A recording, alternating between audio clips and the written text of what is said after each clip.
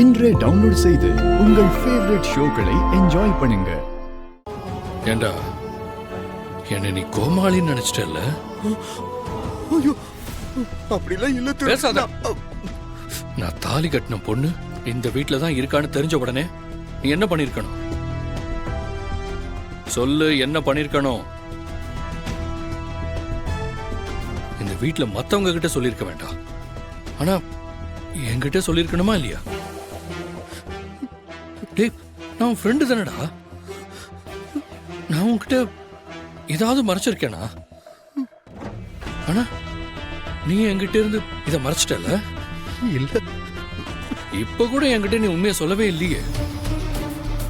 மகாவுக்கு பிரசாதம் கூடன்னு சொல்லும் போது கூட என்கிட்ட சொல்லணும்னு தோணல.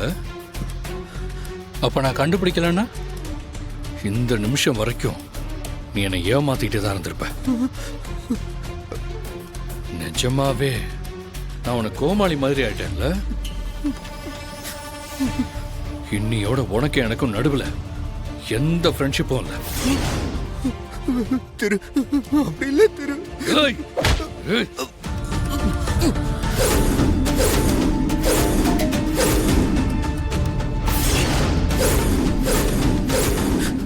திரு, நான் சொல்றத கேளு. என் பேரை கூட சொல்லாத. திரு, உன்னை நான் எந்த இடத்துல வச்சிருந்தேன் தெரியுமா? என் பெஸ்ட் ஃப்ரெண்டா நினைச்சேனடா. ஆனா நீ துரோகிடா, பச்சை துரோகி. துரோகி. திரு, அப்படிலாம் சொல்லாத திரு. நான் சொல்றது ஒரு நிமிஷம் கேளு திரு. எதுவும் சொல்லவும் வேண்டாம், நான் கேட்கவும் வேண்டாம். நீ சொல்லி சொல்லி நான் கேட்டு பட்டதெல்லாம் போதும். இனிமே நீ சொல்றதெல்லாம் நம்பி முட்டாளாக நான் தயாரா இல்ல. திரு, திரு, நிஜமா நான் உண்மையில உங்ககிட்ட சொல்லணும் தான் நினைச்சேன். சூழ்நிலை சரியா அமையல திரு. அடிச்சி. அதனாலதான். இல்ல, என்ன நம்ப சொல்றியா?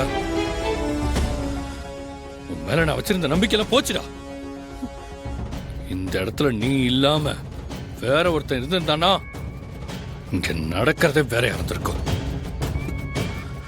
நீ என்கிட்ட எப்படி பழகுனேன்னு தெரியாது, ஆனா நான் உன்னை என் ஃப்ரெண்டா தாண்டா பார்த்தேன். அந்த ஒரே ஒரு காரணத்துக்காக உன்னை வீட்டை விட்டு துரத்தாம விடுறேன். திரு, அப்படிலாம் சொல்லாத திரு. நான் எனக்கு உன்னோட ஃப்ரெண்டு தான். ஃப்ரெண்டுன்னு சொல்லாதடா, அதுக்கெல்லாம் தகுதியே கிடையாது. இதுக்கு மேல உனக்கு எனக்கு எதுவும் கிடையாது. இன்னையோட எல்லாம் முடிஞ்சு போச்சு. திரு, போடா வெளியே. ப்ளீஸ் திரு. வெளியே போன்னு சொன்னேன். திரு, வேண்டாம் திரு, நான் சொல்றத கேளு திரு.